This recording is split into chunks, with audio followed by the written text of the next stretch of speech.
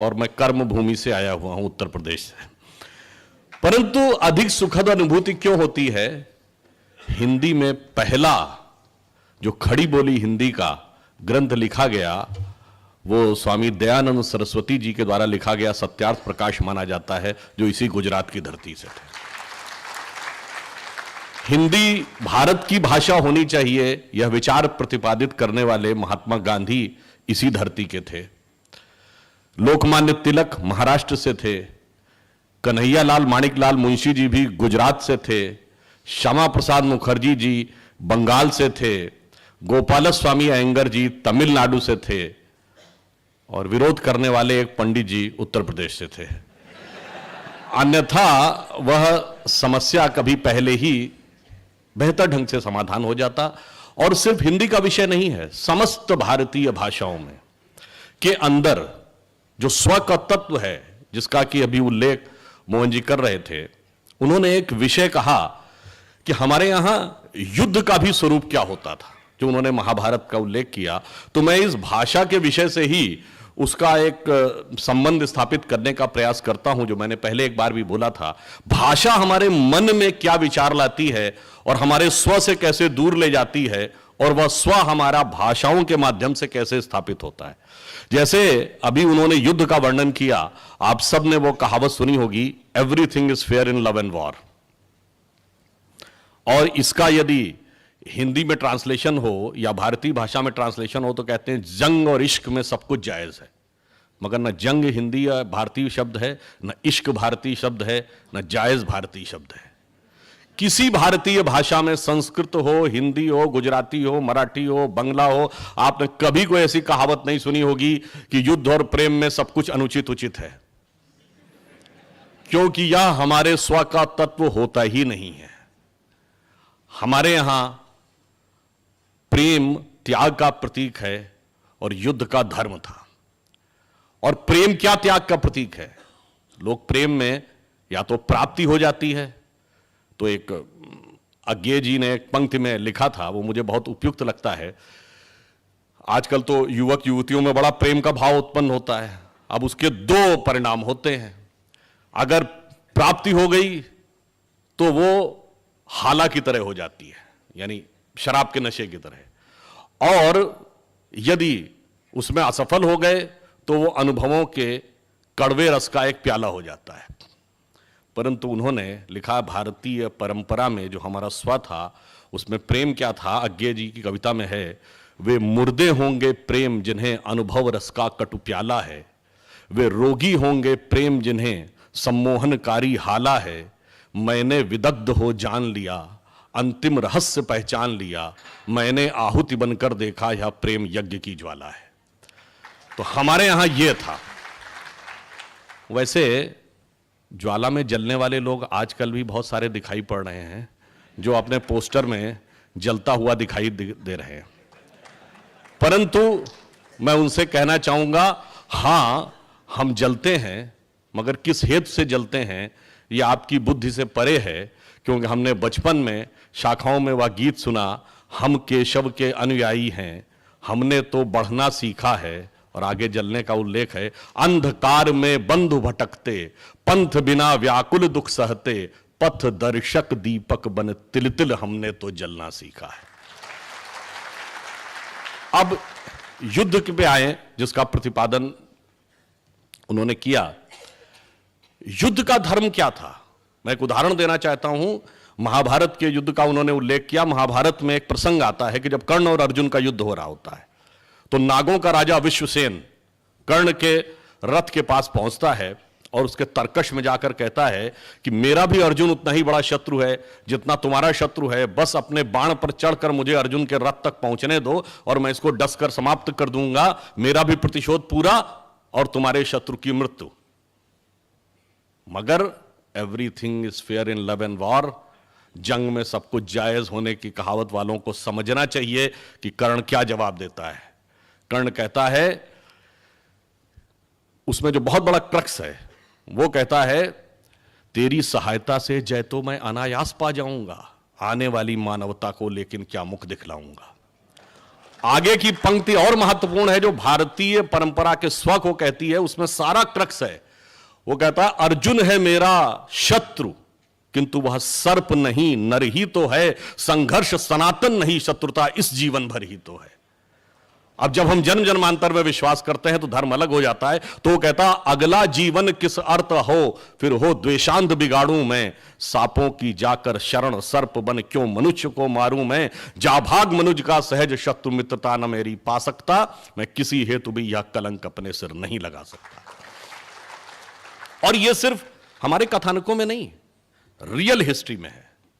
केरल में जब पुर्तगीज आते हैं तो पद्मनाभ मेनन जी ने अपनी जो किताब में हिस्ट्री ऑफ केरल में लिखा है कि वहां के राजाओं ने जब पुर्तगालियों से युद्ध की बात कही तो एग्जैक्टली वही बात जो मोहन जी कह रहे थे। उन्होंने कहा, भाई युद्ध एक अलग मैदान में होगा, युद्ध में हम ड्रम बजाएंगे, फिर उसके बाद आपसे युद्ध प्रारंभ होगा, किसी आम व्यक्ति को मारा नहीं जाएगा। और इस प्रकार से उन्होंने पूरा जो विषय बताया तो पुर्तगालियों को लगा कि ये युद्ध की बात कर रहे हैं या किसी खेल की बात कर रहे हैं। और ये ऐसा ही नहीं, उत्तर भारत में, राजस्थान में कर्नल जेम्स टॉड हुए जिन्होंने लिखा annuls and antiquities of Rajasthan. उनकी हर बात से हम सहमत नहीं हैं, मगर उन्होंने एक बात लिखी कि भारत के जो हिंदू राजा थे, इनके लिए ऐसा लगता है कि युद्ध जीवन मरण का प्रश्न नहीं होता था, वो शक्ति प्रदर्शन के टूर्नामेंट की तरह उसको लेते थे और किसी को मारते नहीं थे, और अंत में वो लोग जो विजयी हो गया उसके उपरांत चले जाते थे। ये हमारे यहां युद्ध का धर्म था।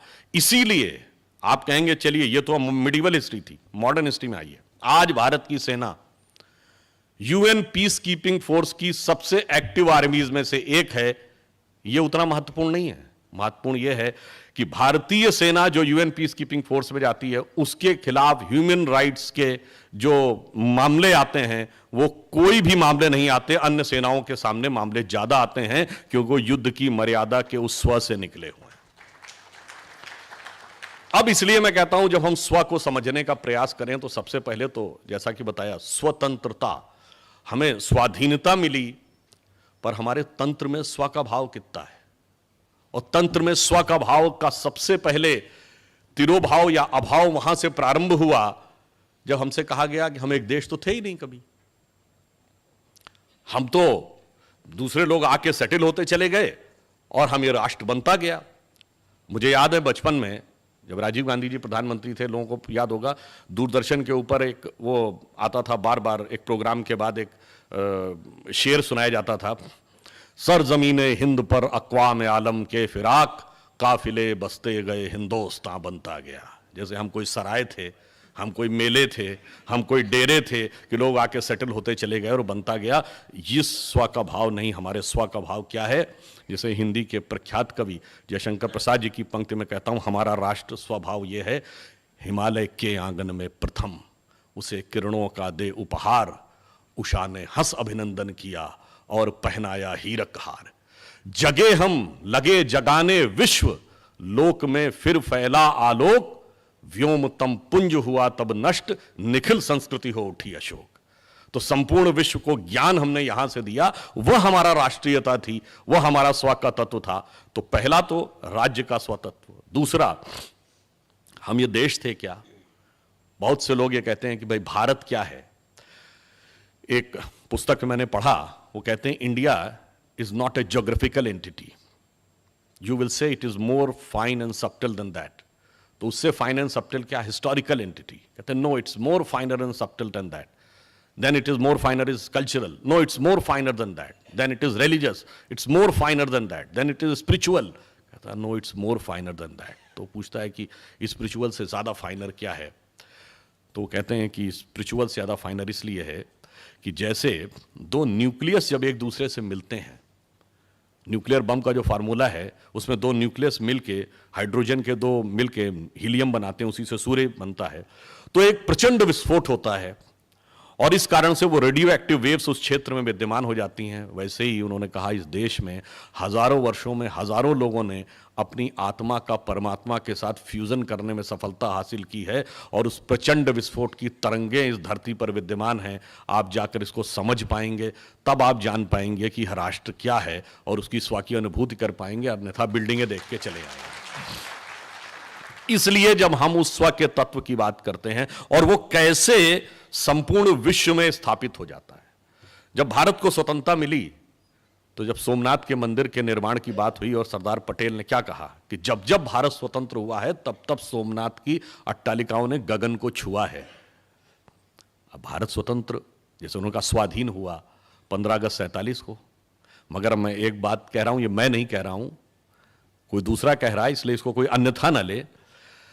16 मई 2014 को हमारी सरकार बनी, जब स्पष्ट बहुमत मिला पहली बार भाजपा को।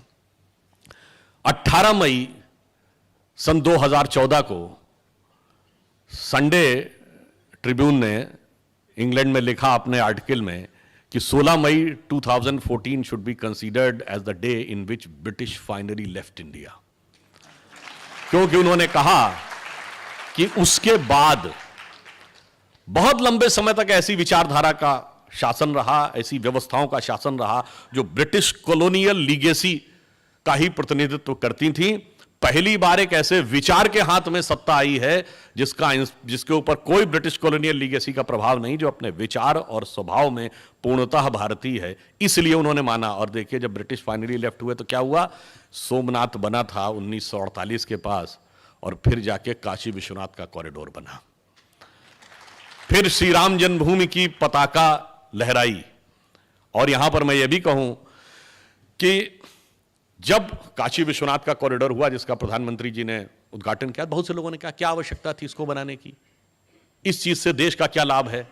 देखिए, जब आप सोमनाथ में अपना सर श्रद्धा से झुकाते हैं तो वो श्रद्धा भाव काशी विश्वनाथ से स्वयं जुड़ता है। तो जब सोमनाथ बने थे तो काशी विश्वनाथ बनना ही था। और इतना ही नहीं, जब आप काशी विश्वनाथ में अपना सर श्रद्धा से झुकाते हैं तो उत्तर में अमरनाथ के साथ भी भावना वैसे ही जुड़ती है, दक्षिण में रामेश्वरम के साथ भी जुड़ती है, पश्चिम में सोमनाथ के साथ भी जुड़ती है, पूर्व में मल्लिकार्जुन के साथ भी जुड़ती है। और इतना ही नहीं, वो काठमांडू के पशुपतिनाथ के साथ भी जुड़ती है, पाकिस्तान के कटास राज के साथ भी जुड़ती है, कैलाश मानसरोवर के साथ भी जुड़ती है। वह हमारा हिस्सा राजनीतिक दृष्टि से कहीं भी चला गया हो, वह इस राष्ट्र की चेतना अखंड यथावत रहती है। और यदि आप लोग जाकर चेक करें, चाहे तो अभी भी चेक कर सकते हैं, चंगेज खां और जितने मंगोलिया के मकबरे हैं उनके बाहर आप जाके उसकी फोटो देखेंगे तो त्रिशूल लगा हुआ है और श्रृंगी भी लगी है मकबरे के बाहर। क्यों? आप किसी से इतिहास से पूछिए तो कहते मंगोलों का धर्म क्या था, कहते तेंद्रिन था। तेंद्रिन और कुछ नहीं था, तंत्र शब्द का अपभ्रंशी तेंद्रिन है और तंत्र के देवता भगवान शंकर हैं, इसलिए मकबरे के बाहर त्रिशूल लगा है। वहां तक जाके हमारा भाव जुड़ता है। और इतना ही नहीं, अभी माननीय मोहन जी ने कहा कि हिग्स बोसॉन तक दुनिया पहुंची। ये हिग्स बोसॉन जिस लेबोरेटरी में खोजा गया वो थी यूरोप की सन लेबोरेटरी, और सन लेबोरेटरी की लॉबी में आप जाइए तो नृत्य करते हुए भगवान शंकर की नटराज की मूर्ति रखी हुई है, और जिसके नीचे ऑस्ट्रियन साइंटिस्ट फिट्जे कैपरा का कोट लिखा हुआ है कि now the science has come to the conclusion that the consistent perpetual creation and destruction of universe is like the cosmic dance of Shiva. तो हम इस प्रकार संसार से जाकर जुड़ जाते हैं, और हमारे जितने भी देवता हैं, जितने भी प्रतीक हैं, जैसा कि माननीय मोहन जी ने कहा, हम अंतर की यात्रा की तरफ जाते थे। अंतर की यात्रा की तरफ क्यों जाते हैं और उसके जाने से फर्क क्या पड़ता है, और उसके कारण से हमारे एडमिनिस्ट्रेशन, सोसाइटी, डिप्लोमेसी पे क्या फर्क पड़ता है। मैं बात एक बार पहले भी कहा हूं, हमारे यहां जब सूर्य दक्षिणायन से उत्तरायण में जाता है तो उसको क्या कहते हैं, संक्रांति कहते हैं। पर अगर हम पॉलिटिकली देखें तो दुनिया के जितने बड़े बड़े देश हैं, हमने हिस्ट्री में पढ़ा होगा, हर देश में एक ना एक बार क्रांति जरूर हुई है। हमने चीन की क्रांति पढ़ी, रूस की क्रांति पढ़ी, फ्रांस की क्रांति पढ़ी, ब्रिटेन की क्रांति पढ़ी, अमेरिका की क्रांति पढ़ी, परंतु बड़े देशों में एकमात्र भारत है जहां कभी क्रांति नहीं हुई। क्यों? क्योंकि क्रांति वहां होती है जहां बाहर सब कुछ प्राप्त करना होता है, सब कुछ मेटीरियल में खोजना होता है, परंतु जहां अंदर की यात्रा करते हैं तो जब हमारी मन की जो धारा है वो नीचे की तरफ होती है। जब भी आप कभी ध्यान लगाएं तो आप देखें बड़ा पॉजिटिव चीजों पे आपका ध्यान नहीं जाता है, निगेटिव चीजों की तरफ जाता है। मनुष्य पे यदि मर्यादा और नियम का दबाव ना हो तो वो पाश्विक प्रवृत्तियों की तरफ भागता है, यानी बलपूर्वक जो चाहे सुख भोग की चीजें इकट्ठा कर ले। जब हमारी धारा जो डाउनवर्ड है वो अपवर्ड होती है तो हमारे अंदर क्या घटित होती है, संक्रांति। इसलिए इस देश में क्रांति नहीं होती, इस देश में संक्रांति होती है। और उस संक्रांति का यह भी अर्थ समझिए, गुजरात की धरती पे भगवान कृष्ण को विशेष पूजा जाता है। आपने कभी ध्यान दिया, भगवान कृष्ण चूंकि काले हैं, जब आप ध्यान लगाते हैं तो आपकी आंखों के सामने श्याम वर्ण होता है, और जब आप गहराई से उस चेतना में उतरते हैं और आपकी मन की धारा जो निरंतर डाउनवर्ड्स है उसको कंट्रोल करने में सफल होते हैं और उसको अपवर्ड करते हैं, तो धा रा का उल्टा क्या होता है? बस यही राधा कृष्ण का संगम है। यानी जब आप जाकर अंदर ध्यान लगाते हैं और आपकी प्रवृत्तियां ऊर्ध्वगामी हो जाती हैं, तब आपको वास्तविक आनंद की अनुभूति होती है। और अंदर जाकर क्या प्राप्त होता है? देखिए, भगवान कृष्ण ही जो हैं वो राधा कृष्ण के तो प्रतीक हैं ही, परंतु इसी के साथ साथ एक बात और देखिए, उनको मक्खन बहुत प्रिय है। वो हंडिया में से मक्खन खाते हैं और उसको तोड़ के खाते हैं, मिट्टी की हांडी को, और फिर वो निष्काम कर्म के प्रतीक भी बनते हैं। इन सब के पीछे हमारी चेतना का वह रहस्य है कि मक्खन क्यों प्रिय है। हमारा मन दूध की तरह है, हम पानी में मिला देते हैं तो दूध पानी में मिल जाता है, नष्ट हो जाता है। परंतु यदि उस दूध को स्थिर कर लें, वो दही बनता है, दही को मथ लें तो मक्खन बनता है, मक्खन को पानी में डालिए तो वो मिलता नहीं है। तो निष्काम कर्म व्यक्ति संसार में आकर तभी कर सकता है जब अपनी चेतना को स्थिर कर कर मथ कर उसमें से नवनीत निकालने में सफल हो जाए। इसलिए भगवान कृष्ण निष्काम कर्म के प्रतीक हैं। और इतना ही नहीं, अगर आप ये देखें, अब कभी कभी बहुत से प्रश्न उठते हैं ना कि भगवान कृष्ण की इतने हजार गोपिकाएं थीं, तो इतने, एक बार मैं बचपन में कॉलेज में था तो हमारी एक डिबेट थी जिसका टॉपिक था कि Indian culture fill itself demarcates between man and women. तो इसके पक्ष में बोलने में बहुत मिल जाएंगे, अगेंस्ट में बोलना बड़ा मुश्किल था। तो उसमें एक रिबटलिंग पैनल भी था, यानी आपको खाली डिबेट करके चले नहीं आना है, प्रश्नोत्तर भी होंगे। तो प्रश्नोत्तर करने वाली एक महिला थी, उन्होंने प्रश्न किया कि what you have to say about the more than 10,000 wives of Bhagwan Krishna. मैंने कहा no, he was not having 10,000, he was having 16,108। तो उन्होंने कहा yes yes whatever the figure is, but what is the answer? मैंने कहा the answer lies in the figure. 16,108 Veda में ऋचाओं की संख्या है, और सभी गोपियों के साथ एक साथ भगवान कृष्ण जब रास करते हैं, इसका अर्थ हुआ किसी एक ऋचा को लेकर आप ध्यान लगाकर गहरे चेतना में उतरिए तो उसी आनंद की अनुभूति होगी जो किसी दूसरी ऋचा के साथ दूसरे व्यक्ति को हो रही होगी। एक ही ब्रह्म सभी में उद्भासित हो रहा होगा। और ये मैं ऐसे ही नहीं कह रहा हूं, सूरदास ने लिखा है, वेद ऋचा भई गोपिका हरिसो कियो विहार। ये मैंने इसलिए कहने का प्रयास किया कि हमारे स्व के तत्व में इतनी गहराई है कि कई बार हमें उसकी व्याख्या नहीं पता होती, और इस कारण से हम भ्रमित हो जाते हैं, हम विचलित हो जाते हैं और हम दूसरी चीजों की तरफ डाइवर्ट होते हुए चले जाते हैं। इसलिए हमें यह भी समझना होगा कि हमारे स्व का मूल तत्व क्या था। हमें जैसा अभी एक और बिंदु, जैसे उन्होंने कहा कि जब तक हम परिधि पे रहते हैं तब तक हम वास्तविक चेतना की प्राप्ति नहीं कर पाते हैं। बाहर अगर हम मटेरियल में, जैसा कि अभी मनी मोहन जी ने कहा, मटेरियल में हम खोजने की कोशिश करेंगे, संघर्ष ही संघर्ष होगा, और उस संघर्ष का अंत नहीं होगा। उस संघर्ष का अंत नहीं है, इसका आधार कहां पे निहित है? आपने राम रावण का संघर्ष सुना? रावण के 10 सिर थे, एक सर कटता था, दूसरा उगाता था, और भगवान भी उसको रोक नहीं सकते थे। और ये बात, और 10 ही सिर क्यों थे रावण के? 15-20 भी तो हो सकते थे, 25-30 भी हो सकते थे। और अगर 10 ही सिर थे तो उसका नाम दशानन क्यों था? 10 मुख वाला क्यों था? वो 10 शीश, 10 ग्रीव, 10 कंधर, दशोदर, कुछ भी हो सकता था। वो 10 का अर्थ था 10 इंद्रियां, और दशानन मतलब 10 इंद्रियों का खुला हुआ मुख, extrovert tendency of all the 10 senses. 10 इंद्रियों की बहिर्मुखी पिपासा, एक सर कटता है दूसरा उगाता है, इसका अर्थ हुआ किसी इंद्री की एक इच्छा पूरी करिए, immediately it will get replaced by other, even God can not stop it. भगवान भी नहीं रोक सकते। रोकेंगे कैसे? नाभि पर जाकर जब ईश्वरीय तत्व का आघात होगा। इसका अर्थ क्या हुआ?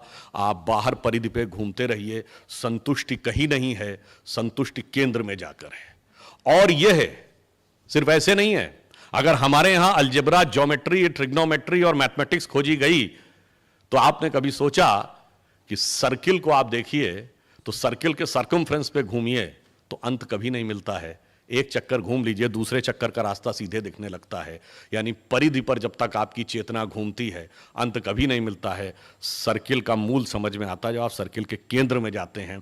इसलिए रावण के सर कटते रहते हैं, उगते रहते हैं। जब नाभि पे जाकर उसका प्रभाव होता है, तब जाकर उस पर वास्तविक नियंत्रण आता है।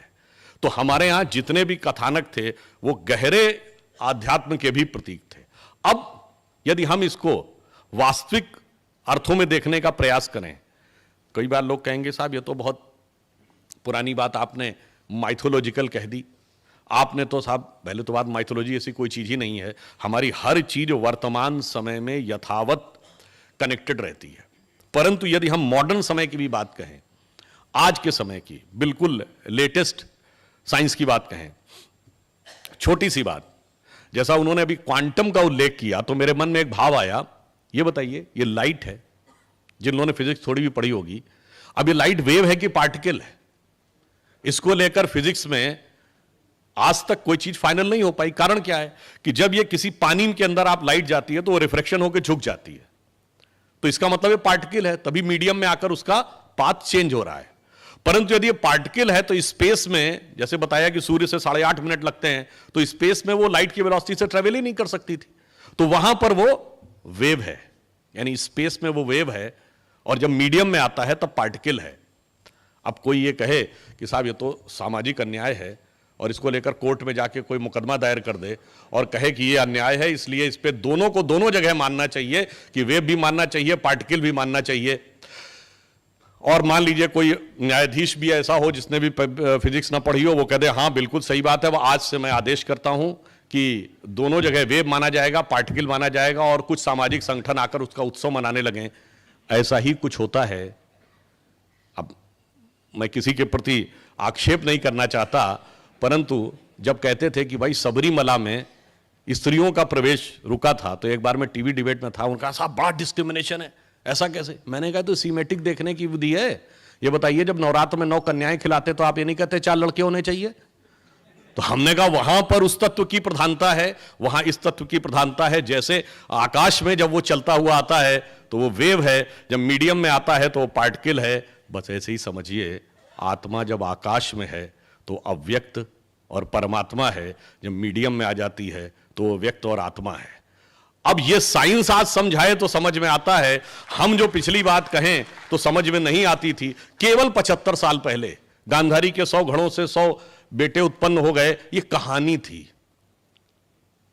आज अभी तो आईवीएफ की ही बात होती थी, अब आगे की संरचना यह है कि पूरा का पूरा मतलब पूरी के पूरे जीवन का क्रिएशन बाहर लेबोरेटरी में हो सके। ऐसा माना जा रहा है कि 2040-50 तक यह परिस्थिति भी बन सकती। सिर्फ हम यह कहने का प्रयास करते हैं कि जिसको हम साइंस कहते हैं वह कैसे बदलाव करती है। सिर्फ आज से 60-70 साल पहले यह कहा जाता था कि अगर एक जगह फैक्ट्री चल रही है और कनाडा में बर्फ पिघल रही है तो यह बकवास और मूर्खतापूर्ण है, ऐसा बिल्कुल नहीं हो सकता। परंतु आज आप देखते हैं कि हमारे एसी से भी नॉर्थ और साउथ पोल की बर्फ पिघल रही है। क्यों? Entire earth is a single cosmic unit. अगर धरती पर कहीं कुछ भी घटित होता है तो यह एक इकाई है जिसमें सब कुछ घटित होता है, एक शरीर की तरह। और इसीलिए अब आप देखिए, आयुर्वेद में एक सिद्धांत है कि अगर कोई रोग कहीं उत्पन्न हुआ है तो उसका समाधान उसी की कहीं वनस्पतियों में होगा जो उसी क्षेत्र में होंगी। ऐसा क्यों? सिद्धांत का आधार क्या है? जब हम अर्थ को एक सिंगल यूनिट मानेंगे तो उसका आधार निकलेगा। जैसे आपके शरीर में एक घाव होता है तो क्या होता है, पूरे शरीर के ब्लड से एंटीबॉडीज उस घाव के चारों ओर आकर उस इंफेक्शन को रोकने के लिए सक्रिय हो जाती हैं।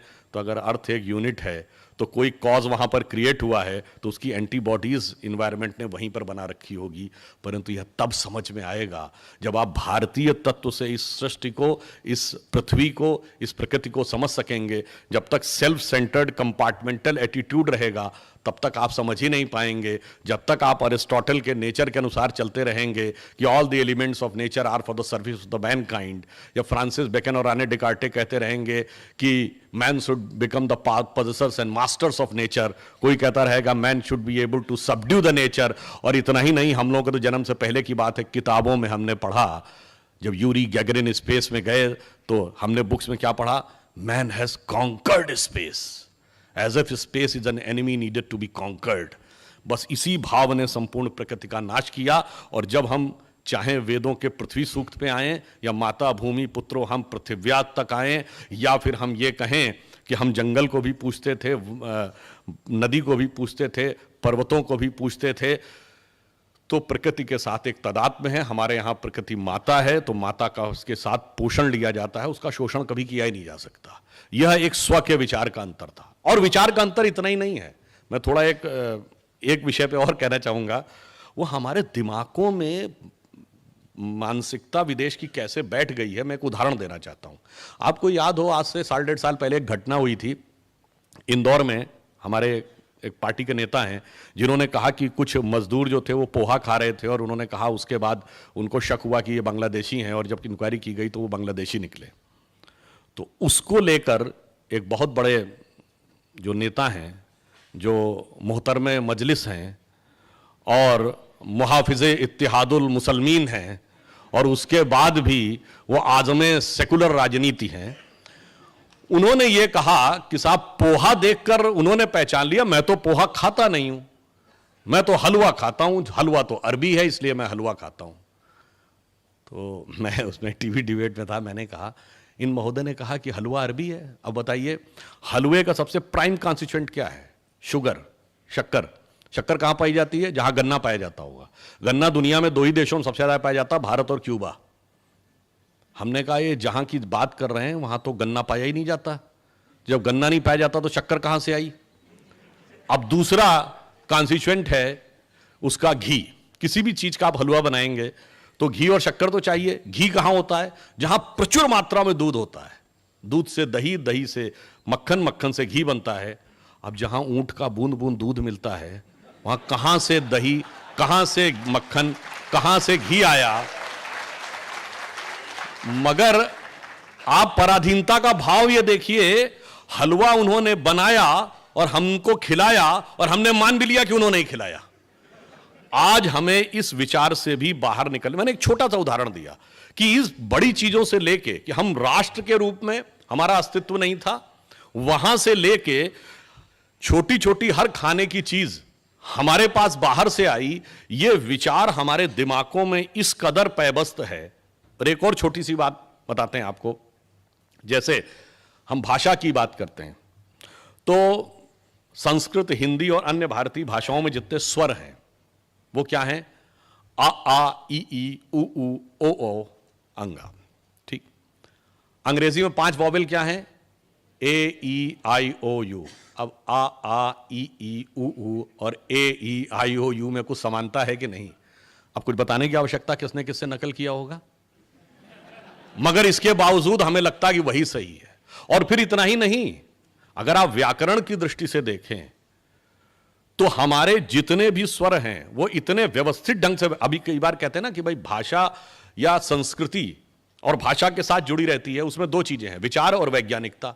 अब वैज्ञानिकता में देखें तो हमारे जैसे अंग्रेजी में कहते हैं ना ABCD पढ़ा है, तो हिंदी के लिए क्या कहते हैं? काका काका पढ़े हो क्या? तो जब आप का बोलते हैं तो जबान कहां लगती है? खा और पीछे, गा और पीछे, घा और पीछे, अंगह गले पे, बिल्कुल आपके फोनेटिक्स कंटूर के अनुसार। तथा दधा ना, पापा बाबा मां, सब होंठ के साथ, टटा टटा ना। और ये ऐसा नहीं है, ये सब संस्कृत से निकली भारतीय भाषाएं हैं, जिसमें बाकायदा ये श्लोक है, वो मुझे पूरा नहीं याद, अकुह विसर्जनीया नाम कंठा ऋतुषाणाम टालू मत आ से का तक कैसे कंठ से निकलते हैं, कौन कंठव्य हैं, कौन तालव्य हैं, कौन दंतव्य हैं, कौन ओष्टव्य हैं। इतना विस्तृत साइंटिफिक चीज, और उसके बावजूद हम पढ़े हुए हैं कि साहब हमें वो पुरानी चीज चाहिए। जैसा मैंने एक बार पहले भी ये बात बोली थी कि मैं किसी भाषा के विरोध की बात नहीं करता हूं। आप आंख बंद करिए और 4 लोग आपके सामने अंग्रेजी बोले, 3 लोग, एक कश्मीरी या पंजाबी हो, एक बिहारी हो और एक तमिल या केरलाइट हो।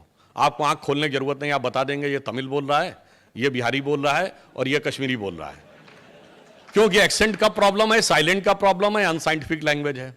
मगर आप आंख बंद करिए और एक संस्कृत का श्लोक बोला जाए तो आप नहीं बता पाएंगे कि तिरुपति बालाजी में बोला जा रहा है, कि कामाख्या में बोला जा रहा है, या वैष्णो देवी में बोला जा रहा है। यह है भाषा की वैज्ञानिकता। इसके बावजूद हमारे दिमाग में यह भर दिया गया, जबकि आई भी हम ही से, सीखा भी हमसे, और ये हम नहीं कह रहे हैं, ये तो विलियम जोन्स ने कहा, Sanskrit is the mother of all the languages. इसके बावजूद हमसे कहा जाए वैज्ञानिक भी हमारी भाषा ज्यादा, व्यवस्थित भी हमारी भाषा ज्यादा, और अब आप कहेंगे चलिए थी, हम आगे क्या करें। कुछ लोग अपने जो हमारे जो बाएं हाथ से इतिहास लिखने वाले लोग हैं, वो लोग ये कहते हैं ना कि साहब ये सब था तो हम बताइए आगे। मैं बता रहा हूं आगे क्या है। अगर हम सब लोग, हमारे बच्चे आने वाले टाइम में इस पर रिसर्च करें, बताइए आज सारी टेक्नोलॉजी डिजिटल प्लेटफॉर्म पे है। डिजिटल प्लेटफॉर्म की टेक्नोलॉजी बाइनरी सेटअप पे चलती है, 0101। जो 0101 पे चलती है तो एक ऐसी लैंग्वेज जिसमें मात्रा पाई नाम की चीज नहीं है, डिस्क्रीट नंबर्स हैं ABCD। It is very suitable for digital platforms. But क्या ताजिंदगी डिजिटल प्लेटफॉर्म पे रहेगी टेक्नोलॉजी? नहीं। What is going to be the emerging new technology? It is voice command। और अब उसकी शुरुआत हो गई, आपने मोबाइल में बोलते हैं और वो टाइप कर देता है।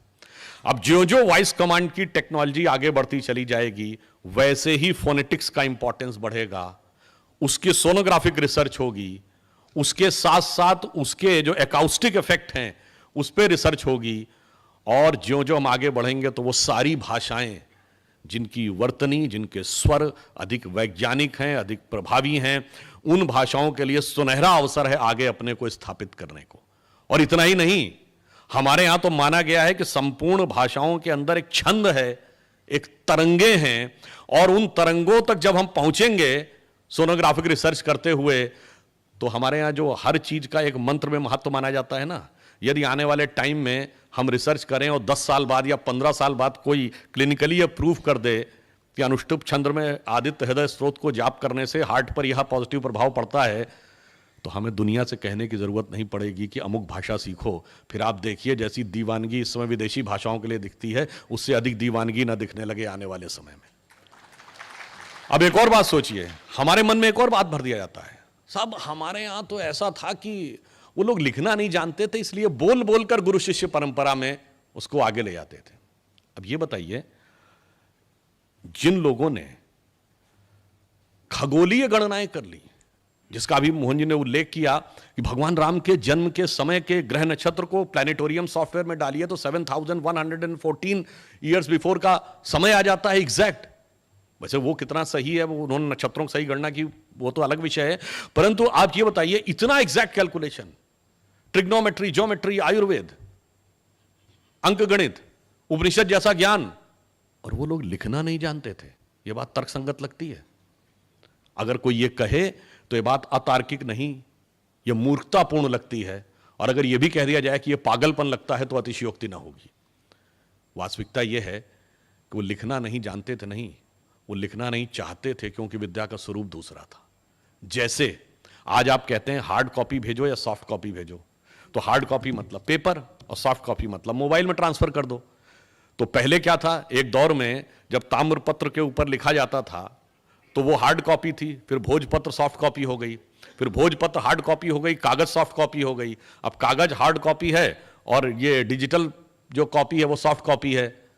पर अगला चरण क्या हो सकता है, जो डिवाइस के अंदर ट्रांसफर्ड है वो हार्ड कॉपी है, और जो माइंड से माइंड ट्रांसफर्ड है वो सॉफ्ट कॉपी है। और उसके पीछे कारण भी है। जैसे आप किसी से कहें संस्कृत का राग आप किसी को लिखकर समझा सकते हैं? नहीं। अब मैं पुनः आ रहा हूं, भाषाओं के अंदर जिनके अंदर वैज्ञानिकता और ध्वन्यात्मकता है, वो ध्वन्यात्मकता बोलकर ही बताई जा सकती है, वो लिखकर नहीं बताई जा सकती। जैसे छोटी ई और बड़ी ई आपको बोलकर ही आप बता सकते हैं, लिखकर नहीं बता सकते। और हमारे यहां तो हर मंत्र का एक लय, हर चीज एक छंद में लिखी गई है। वैदिक गणित के श्लोक भी छंदों में लिखे गए हैं। छंद बोलकर बताया जा सकता है, लिखकर नहीं। जैसा मैंने एक बार पहले भी बोला था, जैसे उदाहरण के लिए आजकल बहुत प्रचलित है शिव तांडव स्तोत्र। अब कभी आप उस पर ध्यान दें तो उसके अंदर जो एक रिदम है कि जटाटवी गलत ज्वल प्रवाह पावि तस्तले गले व लंबे लंबिताम भुजंग तुंग मालिकाम, और आगे डमट डमट डमट निनाद वड्डम रवयम चकार चंड तांडव तनोतुना शिवा शिवम। अब मैं चुनौती से कहता हूं, कोई डमट डमट डमट निनाद वड्डम रवयम लिख के समझा दे। इसलिए मैं कहता हूं उन्होंने, और उनकी तो अभी साइंस अब जाके पहुंची, अब एक नई जो latest theory after Higgs boson आने लगी है, आप सबने सुना होगा स्ट्रिंग थ्योरी। स्ट्रिंग थ्योरी ये कहती है कि सब वेव्स हैं और पार्टिकल क्या है, जहां पर दो वेव्स का सुपर इंपोजिशन होता है वहां पर एक पैकेट ऑफ एनर्जी बन जाता है, वो पार्टिकल की तरह बिहेव करने लगता है। हमारे यहाँ तो सदा से कहा गया कि संपूर्ण विश्व जो है वो एक लय के कारण अस्तित्व में है, इसीलिए डूम की जो हिंदी या संस्कृत या भारतीय भाषा में क्या कहा गया, प्रलय। लय समाप्त हो गई, प्रलय आ गई। लय अस्तित्व में आई तो जगत का अस्तित्व आ गया। इसलिए सृजन भी लय से होता है, और जब तांडव करते हैं शिव तो वो भी लय के साथ करते हैं। इसीलिए मैथमेटिक्स हो या आयुर्वेद के श्लोक हो, सब के सब लय में है। इसलिए मैंने सिर्फ ये कहा, इसको समझने में कई बार हमारे मन में गहरा कंफ्यूजन है, उस कंफ्यूजन से हमें बाहर निकलना होगा। जैसा कि अभी उन्होंने कहा कि अंग्रेजों ने इसे गहरा तो जरूर किया, मगर दुख की बात है कि जब हम बाहर आए, मतलब स्वाधीन हुए, तो हमारे तंत्र में स्व नहीं था। इसको और ज्यादा गहरा करने का काम स्वतंत्रता के बाद हुआ। और यह मैं इसलिए भी कहना चाहता हूं कि अगर आप लोग कभी ध्यान दें, अब तो बहुत सारे आर्टिकल्स, बहुत सारे फैक्ट्स डीक्लासिफाइड होकर विदेशों से बाहर आ गए। एक केजीबी का जासूस था जिसका नाम था यूरी बेचमेनेव, जो 70 और 60 के दशक में भारत में पत्रकार बनकर रहता था। 91 में सोवियत संघ के विघटन के बाद वो कनाडा भाग गया, और उसने बाद में वहां जाकर जो इंटरव्यू दिया है वो बहुत महत्वपूर्ण है। उसने कहा कि भारत में जब वो था तो उसे काम दिया गया था कि इंडियन कल्चर को डिस्ट्रॉय करना है, और डिस्ट्रॉय करने का काम चरणबद्ध तरीके से करना है। पहला चरण क्या था कि ऐसी व्यवस्थाओं का, वातावरण का, विचारों का निर्माण करना है कि आपको लगने लगे हमारा समाज, हमारी धर्म, हमारी संस्कृति सब कुछ गलत। उसने उसको नाम दिया स्टेज ऑफ डिमोरलाइजेशन। 15 से 20 साल हमें स्टेज ऑफ डिमोरलाइजेशन देना। और यह भी था, ये 15 से 20 साल क्यों, एक जनरेशन स्कूल से शुरू होकर यूनिवर्सिटी तक पहुंचती है 15 से 20 साल में। जब डिमोरलाइजेशन कंप्लीट हो जाए तो नेक्स्ट क्या होगा, स्टेज ऑफ डिस्टेबलाइजेशन। अब जगह जगह आंदोलन शुरू करो उन मुद्दों को लेके जो वास्तविकता में थे नहीं, हमने क्रिएट किए। वो 15-20 साल का समय है। और जब थर्ड स्टेज क्या आएगी, स्टेज ऑफ रिवोल्यूशन। अब उन आंदोलनों को हिंसात्मक और उग्र स्वरूप देना शुरू करो। And the final stage will be, जिसको उन्होंने कहा स्टेज ऑफ नॉर्मलाइजेशन। यानी अब एक बार सशस्त्र क्रांति के द्वारा सत्ता हमारे हाथ में आ गई, अब सब कुछ शांत, और उसने कहा अब किसी को कुछ नहीं बोलने देना है। इसीलिए मुझे बड़ा आश्चर्य होता है, देखिए हमें बहुत से शब्दों से भी बाहर निकलना होगा। आज हम बहुत शब्द सुनते हैं, लेफ्ट लिबरल। ये बताइए, लेफ्ट कभी लिबरल होता है? दुनिया में कोई कम्युनिस्ट कंट्री बताइए जो लिबरल हो। अगर कोई लेफ्ट लिबरल कहे तो ये ऐसा लगता है जैसा वो कहे कि I am a devout atheist, मैं एक बहुत ही भक्त नास्तिक हूं। ऐसा ही कहना है कि लेफ्ट लिबरल हो। तो उन लोगों ने पहले लिबरलिज्म का वो उड़ाओ, फिर उसके बाद उन्होंने कहा अब सब कुछ समाप्त। और मगर उसने कहा कि जब मैंने अध्ययन किया तो मैं तो उस संस्कृति का मुरीद हो गया, मेरे मन में तो उसके प्रति श्रद्धा उत्पन्न हो गई, ये कितनी महान संस्कृति है। और उसने कहा मेरे लिए इतनी खतरनाक बात थी कि अगर ये बात उस समय खुल जाती तो मुझे सुनवाई का मौका नहीं दिया जाता, सीधे मुझे समाप्त कर दिया जाता। पर मैं जो कर सकता था मैंने किया। अब आगे महत्वपूर्ण बात जो कह रहा है, मैं किसी के प्रति असम्मान नहीं व्यक्त करना चाहता, पर उसने कहा कि हम उस समय बहुत से बुद्धिजीवियों को, विचारकों को यूरोप और रूस के दौरे पे ले जाते थे, और कहा उनको लगता था कि हम बहुत बड़े पत्रकार हैं, बहुत बड़े बुद्धिजीवी हैं, बहुत बड़े प्रोफेसर हैं, बहुत बड़े कलाकार हैं, इस कारण लिया जा रहा। कहा हम उनको ले जाके 20 दिन 25 दिन रह के सिर्फ हमारे लोग ऑब्जर्व करते थे कि कौन सा व्यक्ति हमारे लिए उपयोगी हो सकता है, और फिर आने के बाद हम उसका क्या उपयोग कर सकते थे वो करते थे। उन्होंने एक वर्ड यूज किया कि they consider themselves as a intellectual stalwart and in our opinion, ये उसके वर्ड हैं, they were the useful idiots. अब आज समस्या क्या है कि बहुत से लोग ऐसे अभी भी उस बुद्धि से ग्रस्त हैं और उस विषय को वो समझ नहीं पा रहे हैं।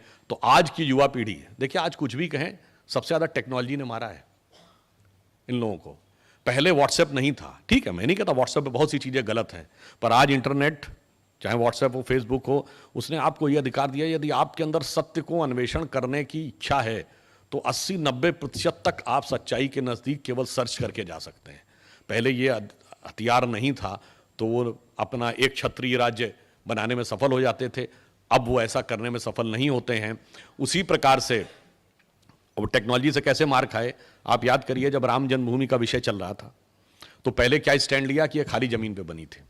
अब उन्हें क्या पता था कि भविष्य में रडार मैपिंग की टेक्नोलॉजी आ जाएगी। अटल जी की सरकार के समय रडार मैपिंग टेक्नोलॉजी आ गई।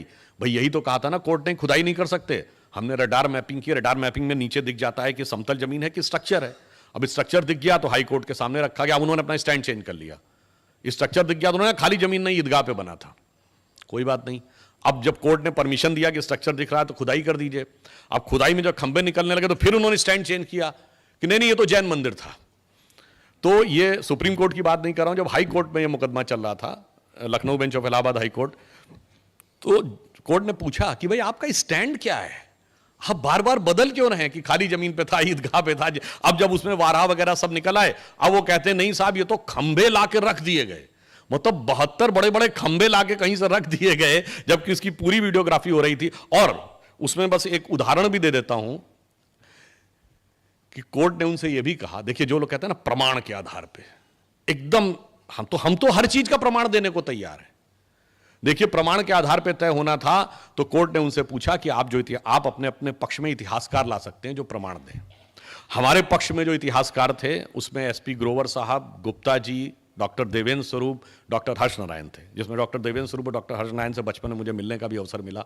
और उधर से आप समझ सकते हैं वही सूरज भान, रोमिला थापर, डीएन झा, आरएस शर्मा वगैरह वगैरह जेएनयू ब्रांड थे। और वो अपने खुद नहीं आते थे, अपने प्रतिनिधियों के द्वारा जाते थे। अब देखिए वहां पर तो प्रचार नहीं चल सकता, तो कोर्ट ने कहा ये बताइए आप इतिहास में एंशिएंट हिस्ट्री आपका विषय है, तो उसमें से ज्यादातर लोगों ने लिख के दिखा एंशिएंट हिस्ट्री हमारा विषय नहीं। ठीक, अब इतिहास में दो विषय होते हैं, कल्चर यानी जो आपने पढ़ा, और आर्कियोलॉजी यानी खुदाई।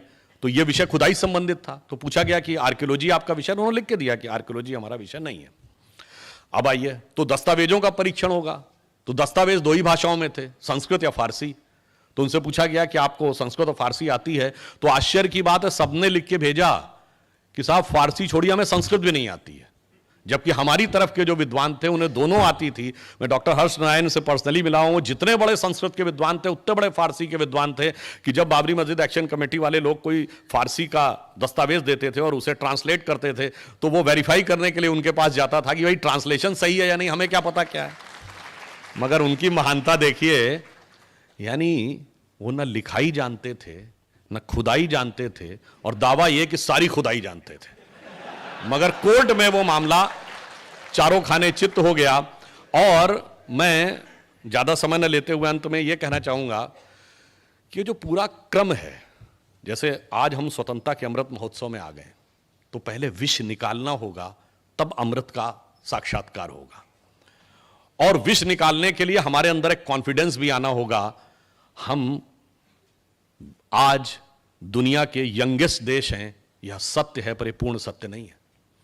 पूर्ण सत्य है कि हम यंगेस्ट देश और मोस्ट एंशिएंट सिविलाइजेशन है, ओल्डेस्ट सिविलाइजेशन है।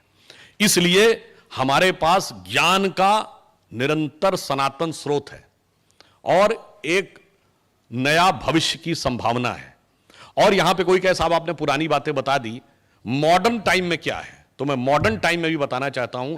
बहुत से ऐसे फैक्ट हैं जो हमें पता है, पर ये तंत्र में स्व का आभास न होने से हम भूले हुए हैं।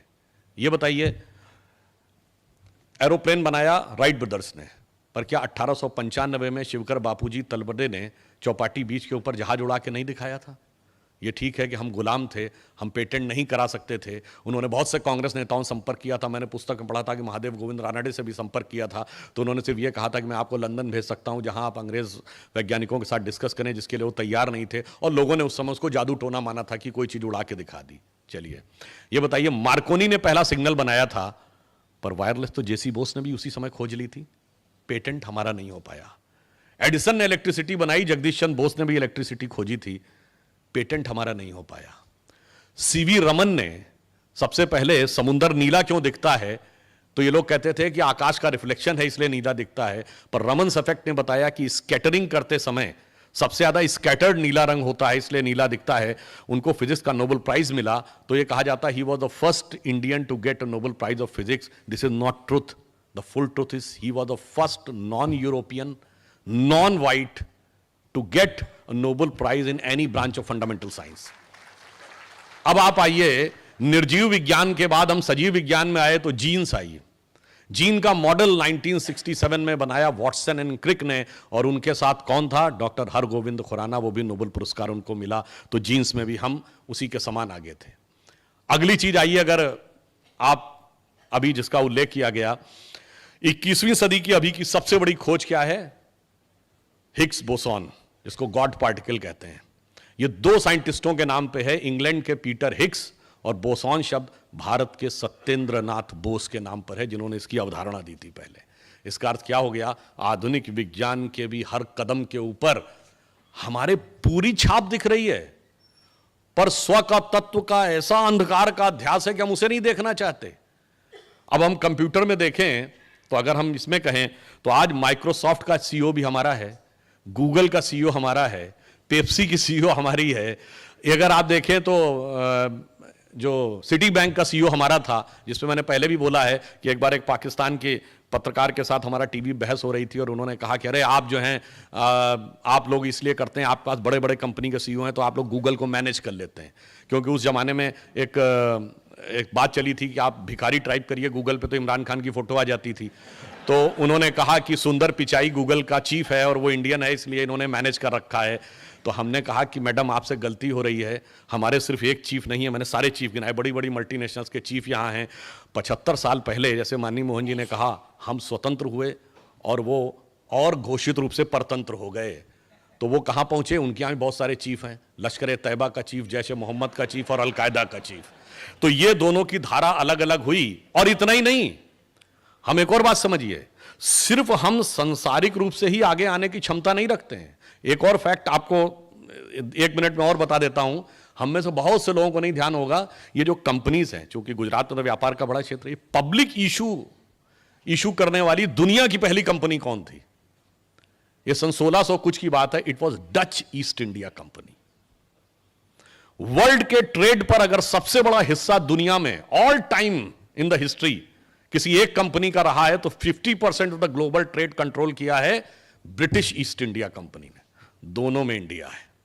और इतना ही नहीं, अमेरिका में 1840 और 50 के दशक में जब अमेरिका वर्तमान स्वरूप में आया तो ईस्ट कोस्ट से वेस्ट कोस्ट तक एक सड़क बनाई जा रही थी, यानी सैन फ्रांसिस्को लॉस एंजल्स बेड से वॉशिंगटन तक, जिसको लेकर एक बहुत डिस्कशन हुआ, इतना पैसा खर्च करने की क्या जरूरत है। तो बाकायदा वहां पर उत्तर दिया गया सरकार के द्वारा कि यह इसलिए जरूरी है कि पूर्वी रास्ते से भारत से व्यापार करने का रास्ता अंग्रेजों के कब्जे में है और वो हमें व्यापार नहीं करने देंगे, और इसलिए हमें पश्चिम के रास्ते से भारत से व्यापार करना होगा। तो भारत से जो व्यापार होगा वो पश्चिमी तट पर आकर वो सामान उतरेगा, उसके लिए इन सड़क और रेल मार्ग की जरूरत है, और भारत से व्यापार किए बगैर हमारी उन्नति नहीं हो सकती। इसलिए अमेरिकन हिस्ट्री में उसे कहा जाता पैसेज टू इंडिया। ये हमारा बिल्कुल जिसे कहते हैं कि जिसको आप वर्तमान समय कहते हैं ना कि साहब मेटीरियलिस्टिक वर्ल्ड में, और पूर्व में जो इंडोनेशिया है, ये नीजिया वर्ल्ड ग्रीक का है, इसका अर्थ होता है द्वीप, और इंडो का मतलब भारतीय। इतना बड़ा इंपैक्ट दुनिया में किसी देश के पास है नहीं है। तो मेटीरियल वर्ल्ड में भी हमने इतना प्राप्त किया है, और उस मेटीरियल वर्ल्ड के साथ हमारा कनेक्शन कैसे है? देखिए, मेटीरियल वर्ल्ड में बहुत प्राप्त कर लिया है दुनिया में, Hong Kong, Taiwan, Singapore, Macau powerful है, चाइना ने भी बहुत प्राप्त किया है, मगर किया क्या है? मैं ईमान कहता हूं कि चाइना ने आज इकोनॉमिक ग्रोथ बहुत की है, मिलिट्री ग्रोथ भी की है, अब इंटेलेक्चुअल ग्रोथ भी कर रहा है, मगर कल्चरली अमेरिका की कॉलोनी बन गया है।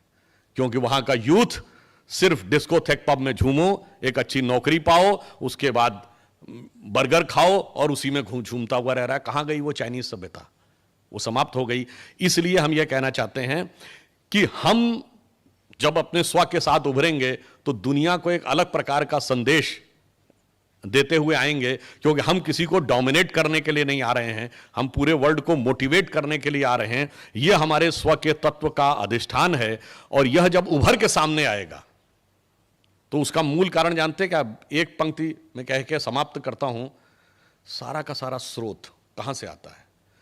आप सबको पता होगा कि जब महात्मा गांधी से ह्यूमन राइट्स की बात कही गई तो उन्होंने लिखा था, my illiterate but wise mother has told me that if you want to ensure everybody's human right, in my opinion there are no fundamental human right, there can only be the fundamental duties. But वो illiterate but wise mother ने कैसे बताया वो सारी duties कहाँ हैं?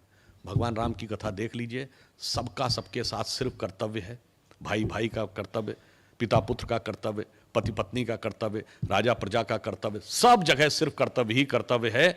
और परिवार के अंदर, मैंने तो एक आध बार ये बात टीवी पर भी बोली कि आप किसी धर्म मजहब के मानने वाले हो, अपने घर में क्या चाहते हो? 4 भाई हो, उनमें ऐसा प्रेम हो कि एक दूसरे के साथ वन में जाने को तैयार हो, तीसरा खड़ाऊ रख के शासन करने को तैयार हो, और आपके एक वचन पर आपके बेटा या बेटी सारी संपत्ति छोड़ने को तैयार हो। यह है राम लक्ष्मण भरत शत्रुघ्न। या फिर दूसरी परंपरा में एक 4 भाई हैं, शुजा, मुराद, दारा और औरंगजेब, कि एक बाकी 3 को कत्ल कर दे, बुढ़ापे में आपको जेल में डाल दे। और चूंकि यह पितृपक्ष चल रहा है तो यह भी कहना चाहता हूं कि जिस जमाने में शाहजहां को उसने जेल में रखा था तो पानी भी वो कैलकुलेट करके देता था, अनाज और पानी। तो शाहजहां ने कहा तू अनाज मुझे नहीं देता, कम से कम मेरा पानी की क्वांटिटी बढ़ा दे।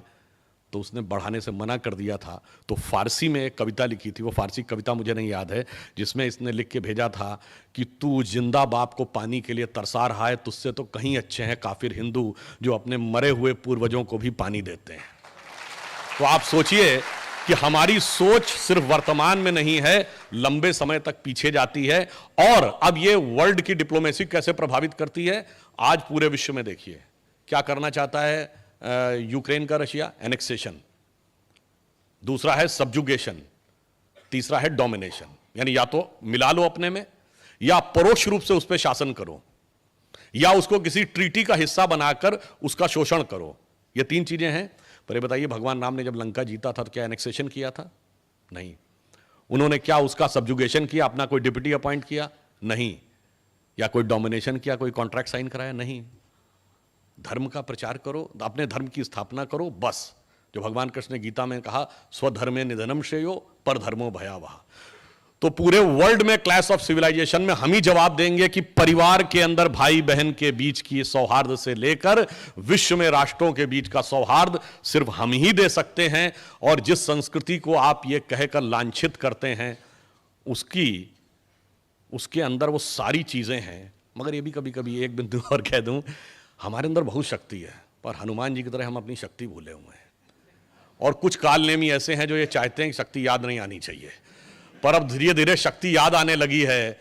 तो हमारी शक्ति क्या थी कि हमने समुंदर के ऊपर सेतु बनाया था, आकाश से गंगा उतारी थी, सोने की लंका थी, मड़ियों का महल था। ये सब हमारे लिए तुच्छ था क्योंकि हम अंदर की यात्रा करते थे। यह शक्ति को मैं अटल जी की एक बड़ी प्रसिद्ध कविता, देखिए, मैं कहूंगा कि मोदी जी ने यह कहा है ना कि अमृत काल में हमें भारत को भवितव्य तक पहुंचाना है। भवितव्य कैसे पहुंचेगा? 3 चीजें, शक्ति भी, विद्या भी और करुणा भी। जो करुणा का तत्व जिसका मोहन जी ने कहा। शक्ति क्या है? उनकी प्रसिद्ध कविता हिंदू तन मन हिंदू जीवन, रग रग हिंदू मेरा परिचय, आपको याद होगी। तो पहले तो आवश्यकता पड़ने पे क्या है कि मैं शंकर का वह क्रोधानल कर सकता जगती छार छार में, डमरू की प्रलंकर ध्वनि नचता जिसमें भीषण संहार, रणचंडी की अतृप्त प्यास में, दुर्गा का उन्मत्त हास में, यम की प्रलंकर पुकार, जलते मरघट का धुआंधार, फिर अंतरतम की ज्वाला से जगती में आग लगा दूं मैं, यदि धधक उठे विप्लव लेकर जलथल अंबर जड़ चेतन तो कैसा विस्मय, हिंदू तन मन हिंदू जीवन, रग रग हिंदू मेरा परिचय। शक्ति तो हमारी यह है कि संपूर्ण विश्व का संहार कर सकते हैं, पर मैं विश्व को देना क्या चाहता हूं? मैं अखिल विश्व का गुरु महान, देता विद्या का अमरदान, मैंने दिखलाया मुक्ति मार्ग, मैंने सिखलाया ब्रह्म ज्ञान, मेरे वेदों का ज्ञान अमर, मेरे वेदों की ज्योति प्रखर, मानव के मन का अंधकार क्या कभी सामने सका ठहर, मेरे स्वर नभ में गहर गहर, सागर के जल में छहर छहर, इस कोने से उस कोने तक कर सकते जगती सौरभ में, हिंदू तन मन हिंदू जीवन, रग रग हिंदू मेरा परिचय। विजयदशमी के दिन आपने 4 वर्ष पूर्व एक बार इसका उल्लेख किया था कि मैंने छाती का रक्त पिला पाले विदेश के। खैर, मैं अंत में कहता हूं, हम वर्ल्ड को राइज करेंगे तो किस लिए? होकर स्वतंत्र मैंने कब चाहा मैं कर लूं जग को गुलाम, मैंने तो सदा सिखाया है करना अपने मन को गुलाम। गोपाल राम के नामों पर कब मैंने अत्याचार किया, कब दुनिया को हिंदू करने घर घर में नरसंहार किया, कोई बतलाए काबुल में जाकर कितनी मस्जिद तोड़ी, भूभाग नहीं शत शत मानव के हृदय जीतने का निश्चय, हिंदू तन मन हिंदू जीवन, रग रग हिंदू मेरा परिचय। मोदी जी की जन्मभूमि की धरती पर हैं और मैं कर्म भूमि से आया हुआ हूं, उत्तर प्रदेश से। परंतु अधिक सुखद अनुभूति क्यों होती है? हिंदी में पहला जो खड़ी बोली हिंदी का ग्रंथ लिखा गया वो स्वामी दयानंद सरस्वती जी के द्वारा लिखा गया सत्यार्थ प्रकाश माना जाता है, जो इसी गुजरात की धरती से थे। हिंदी भारत की भाषा होनी चाहिए, यह विचार प्रतिपादित करने वाले महात्मा गांधी इसी धरती के थे। लोकमान्य तिलक महाराष्ट्र से थे, कन्हैयालाल माणिकलाल मुंशी जी भी गुजरात से थे, श्यामा प्रसाद मुखर्जी जी बंगाल से थे, गोपाल स्वामी अयंगर जी तमिलनाडु से थे, और विरोध करने वाले एक पंडित जी